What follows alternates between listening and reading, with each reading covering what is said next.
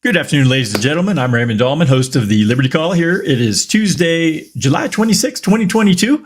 Hope everybody's having a great day out there. I apologize for being about an hour late. Had to make a grocery run, and it's not very close to my house, unfortunately. It's like 20 minutes in each direction. So anyways, not a real good day in the markets. Things look pretty bad. I know Walmart had some bad news. The markets looked like overseas were pretty good overnight.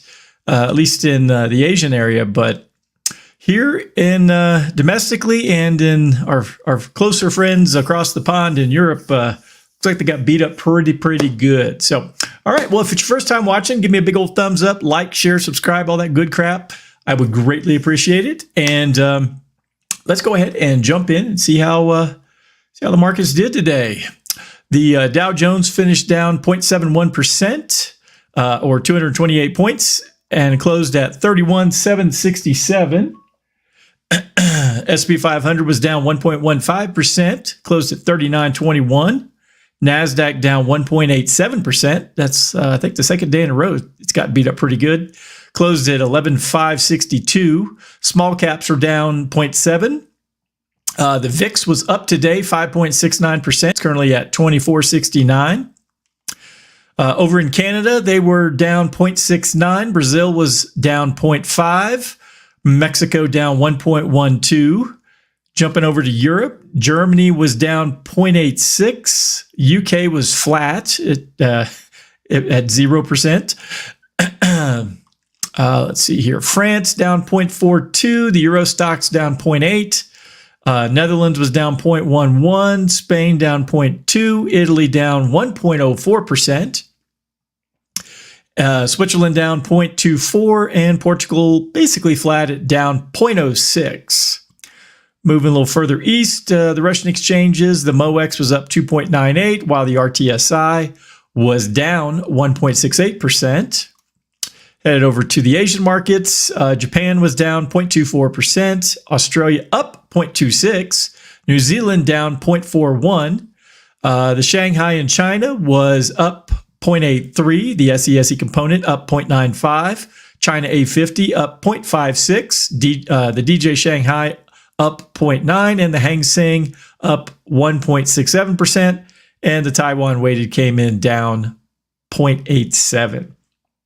So like I said, I was watching the Asian markets late last night, and they were all doing pretty well, but it looks like the rest of the globe was taking a beating. So not the best, but hey, it happens. It's not the end of the world.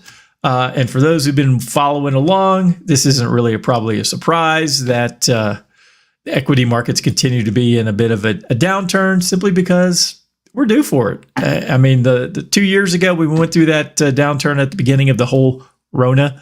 That to me was where we probably should have had this downward trend and to flush out all the malinvestment at the time. All we did was just delay it by 2 years, and now we got a ton of inflation to deal with it now too. So not all that great. All right, let's read through today's market recap. Stock market today, Dow stumbles as consumer tech struggle, Fed decision eyed. Ooh, everybody's worried about what the Fed's going to do. Grab your whoobies and your stuffed animals. All right, the Dow fell Tuesday as tech slipped and retailers were under siege after a profit warning from Walmart stoked worries about the consumer and the broader economy ahead of the Federal Reserve decision due Wednesday. Wally World slipped more than 7% after cutting its outlook on profit as inflation puts the squeeze on consumer spending. The retailer forecasts earnings per share to decline between 11 and 13%, down from flat previously. The gloomy update from Walmart is, quote, clearly telling you that economic conditions are deteriorating, which is why the market has sold off a lot today, end quote, said Will Rind, founder and CEO of Granite Shares, told Investing.com in an interview today. Quote, consumers are getting squeezed because the cost of goods and services is rising and the cost to borrow money is going up, end quote, he added. Fresh fears about the strength of the consumer pressured other retailers to fall sharply, led by Amazon, DLTR, Roast, and Target. I'm not sure what Roast is. Let's take a look. Ross and what was the other one? Probably Dollar Tree. Yeah, Ross and Dollar Tree. if you're going to put the tickers there, I mean, it's fine if it's like T. Everyone knows AT&T is T, but as well as their profit warning from Walmart, data showed a slip in consumer confidence, added to concerns about slower economic growth just as the Federal Reserve kicks off its two-day meeting. And like we talked about yesterday, the Fed or someone in government trying to redefine what a recession is. Real cute when right before all the data comes out. Let's see here. Quote, a 75 basis point hike is probably almost priced in, says Rind, but commentary from Fed Chairman Jerome Powell about the state of the economy, the future direction of interest rates will be more important. Tech, meanwhile, also dragged the market lower as investors appear to be wary of making bullish bets on big tech as Alphabet and Microsoft are set to get mega cap tech earnings underway. Alphabet and Microsoft fell more than 2%, and Meta Platforms lost more than 4%. Shopify fell about 14% lower after detailing plans to shed about 10% of its workforce following a decline in online spending. That's another tech company that's letting go people. On the earnings front, investors digested mostly positive quarterly results. 3M and General Electric delivered quarterly results that surprised to the upside, sending their shares more than 5% higher. Coca-Cola, meanwhile, upgraded its guidance after reporting quarterly results that beat on both the top and bottom lines. Its shares were nearly 2% higher. McDonald's Corporation, I'm loving it. Better than expected quarterly profit offset weaker revenue as price hikes supported strong performance in its U.S. business. Amid ongoing cost pressures, its shares climbed 2% higher. General Motors, however, fell more than 3% after reporting second quarter profit that fell short of Wall Street estimates as supply chain issues hampered deliveries in the quarter. In other news, Coinbase fell more than 20% on reports that the cryptocurrency exchange is facing a probe from the U.S. Securities and Exchange Commission over whether it allowed users to trade unregistered securities. Oh my God, they might have traded Bitcoin without permission of the government. So that's where things stand today. All right. So like I said, it's kind of a medium. Some things are good. Some companies are still doing well on the profits and, their top and bottom lines. Others are starting to stumble, like Walmart. From what I've read and heard as far as scuttlebutt is that there was a lot of inventory that built up over the first half of the year, and now they're having to mark things down to get rid of that excess inventory, and that's really been a real bummer for them. All right, next article. U.S. consumer confidence near 1.5-year low. House prices still high. Well, they're not going to drop overnight. I mean, it's going to take some time for higher interest rates to put some downward pressure on house prices. So, all right, U.S. consumer confidence dropped to nearly a 1.5-year low in July amid persistent worries about higher inflation and higher interest rates, pointing to slower economic growth at the start of the third quarter. Survey from the Conference Board on Tuesday also showed consumers were less optimistic in their assessment of the labor market. That, combined with other data showing new home sales tumbled to their lowest level in just over 2 years in June, painted a picture of an economy vulnerable to a recession. Economic activity is cooling as the Federal Reserve aggressively tightens monetary policy to tame inflation. Well, yeah, they started the inflation, so, they'd be the people to fix it.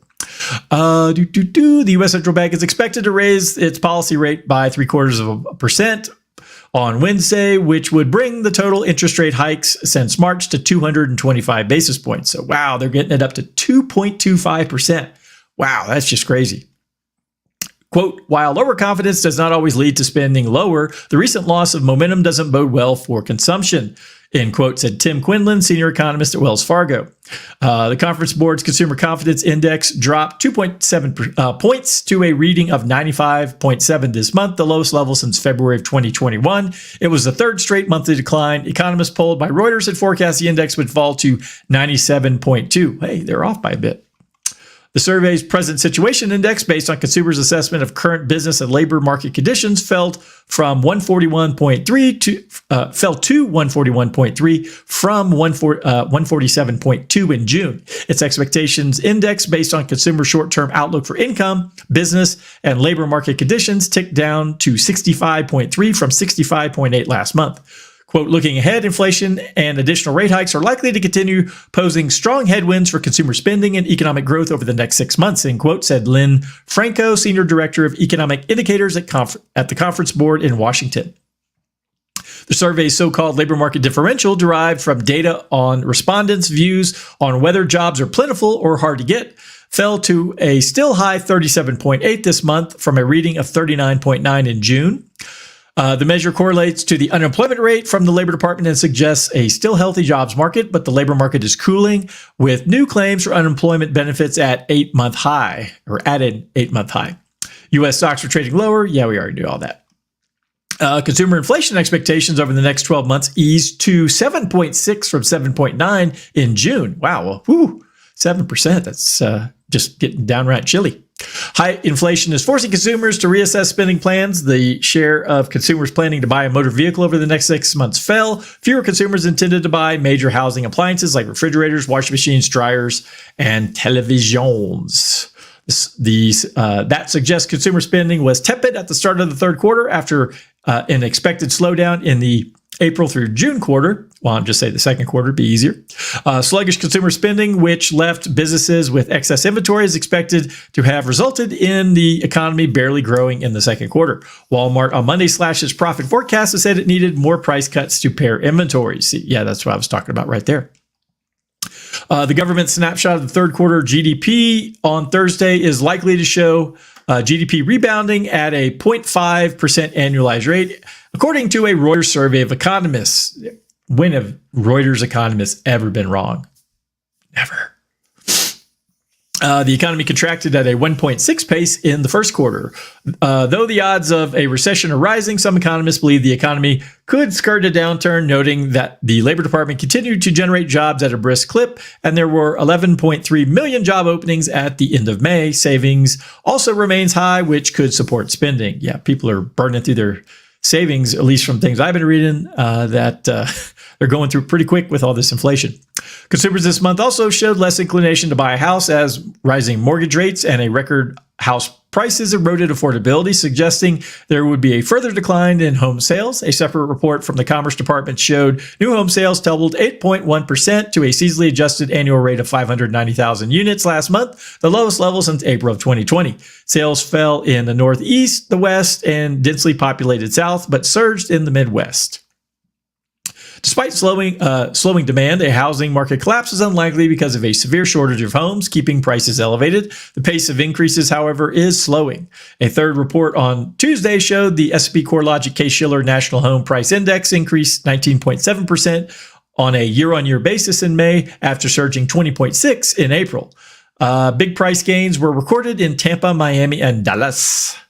The ongoing strong house price inflation was reinforced by a fourth report from the Federal Housing Finance Agency that showed home prices increased 18.3% in the 12 months through May after accelerating 18.9% in April. Quote, unmet demand and inventories that remain relatively scarce will keep home prices from declining outright at the national level, particularly if mortgage rates retreat from their recent levels, said Nancy Vanden Houten, lead U.S. economist at Oxford Economics in New York. Why would she think that interest rates are going to drop anytime soon? I imagine they're probably going to stay elevated for probably a year at least until inflation does drop to what we would call normal. I believe that the Fed's target is 2%. So I don't think they're just going to drop down magically in a few months. But hey, again, I could be wrong. All right, last article here, the biggest Ponzi scheme in history. This CEO warns that the Fed strategy has created a big bubble in housing. Here's what he likes for protection. Let's see what he has to say. This was written by Jing Pan. The Fed is tasked with a dual mandate to ensure price stability and aim for maximum employment. But according to Dan Morehead, CEO of crypto hedge fund giant Pantera Capital, there's a third thing the Fed has been doing, running a Ponzi scheme. Well, I'm not going to disagree with that. In his latest blockchain letter, Morehead said that the Fed's, quote, manipulation of the government and mortgage bonds market is the biggest Ponzi scheme in history, end quote. Hang on, I got to blow my nose.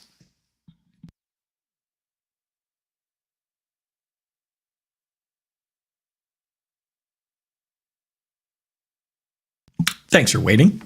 Let's see here. Where were we? We already read that. The expert investor even issued a warning on CNBC recently, saying it is likely that a recession is coming. Take a closer look at what he means. Moorhead argues that the Fed made a big policy mistake by keeping the federal funds rate too low. Quote, the difference between inflation, their mandate, and their policy tool, Fed funds, is much larger than at any point in history, including the disastrous 1970s, he writes. Quote, they left rates at zero. The Fed funds were 1.55 before the pandemic. They've gotten overnight rates back to where they were before the pandemic policy eruption when inflation was only 2.3%. End quote. As we know very well by now, inflation is no longer 2.3%. The latest Labor Department report shows that consumer prices rose 9.1% in June from a year ago, marking the biggest increase since November of '81. And even that official reading was not accurate because it does not measure housing inflation in real time, argues Moorhead. And plus, they stripped out a bunch of things during the 80s and 90s, which it's really not a fair comparison for inflation from the 70s and early 80s to today because it's not apples to apples. Let's see here. Instead of the official CPI measures housing inflation using something called owner's equivalent rent, how much it would cost a homeowner to live in their home if they were renting. And that metric only went up by 5.1% year over year in May. If you've been in the market to buy or rent property, prices have gone up way more than that. The government says it uses owner's equivalent rent because it's only trying to measure the change in cost of shelter while removing the investment aspect of home buying. Moorhead instead looks at the S&P CoreLogic Case-Shiller U.S. National Home Price Index, a leading measure of U.S. residential real estate prices that can be viewed as a barometer of the housing market. It jumped 20.6% year over year in May, and Moorhead says that if we use that instead of the owner's equivalent rent to calculate inflation, CPI would have gone up 12.5%. Woo! That is big. To tame spiking inflation, Moorhead said that the Fed still needs to raise interest rates by 300 or 400 basis points, end quote. While the low interest rate policy was a mistake, Moorhead says it is dwarfed by the Fed's manipulation of the government and mortgage bonds market. He suggests that previously the Fed let free markets actors like pension plans, mutual funds, and insurance companies do the lending, but that changed in 2020. Quote, when the Fed got into the mortgage lending business, they really went for it. They completely crowded out all other lenders, end quote. And that led to a huge increase in housing prices. Quote, they forced 30-year mortgage rates to hit 2.68%, basically daring people not to buy a house or two or three, which would obviously create a bubble in housing, which itself contributed to a labor shortage in 2 million Americans retired early or otherwise left the workforce, end quote. Officials argued that the Fed's purchases of securities were essential to keep markets working during the pandemic and to convey to the public that the Fed stands ready to backstop important parts of the financial system. Yeah, we call those bailouts, those who are actually paying the taxes in this country.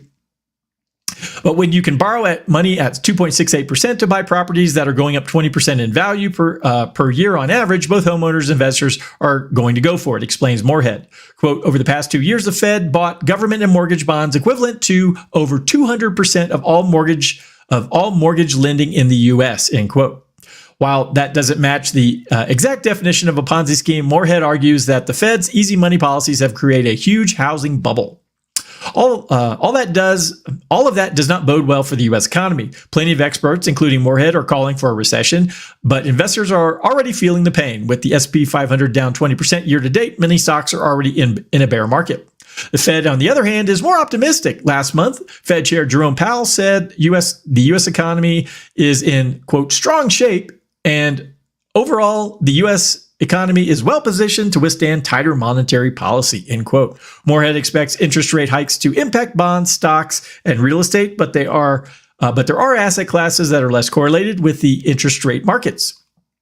Quote, I can see a world in, say, a year when stocks are down, bonds are down, real estate's down, but crypto is rallying and trading on its own, very much like gold does, or soft commodities like corn, soybeans, all doing very well, end quote. Moorhead's Pantera Capital specializes in blockchain technology. It launched its first cryptocurrency fund in the U.S. in 2013. That said, Moorhead did note that crypto is, quote, very correlated with risk assets, end quote. Bitcoin, the world's largest cryptocurrency, is down 54% year to date, but has still returned over 900% over the past 5 years. All right. So does not have a lot of good things to say about the Federal Reserve. And I would agree with almost everything he had to say. The Fed should really stay out of the bailing out people and bailing out big business, and really just focus on keeping the currency system sound. Because when you inflate the currency system by 40%, we're now living with those consequences. And I think we can all, well, maybe not all agree, but I think most people who understand economics, or at least Austrian economics, would look at this and say this was a terrible disaster. And we were saying this 2 summers ago when all the stimulus bills were so needed to save things. But hey, what do I know? I'm just some guy sitting in the mountains. All right, well, that's everything I had for today. I hope everyone has a fantastic Tuesday. I jinxed my Astros. They played like crap last night. I said too many good things about them, so they're doing terrible. So don't watch them tonight at I guess Central Time. That would be 7:40, 6:40, or I'm sorry, 8:40 Central Time and 7:40 Mountain. So don't watch the Astros because they don't deserve our attention. Please do.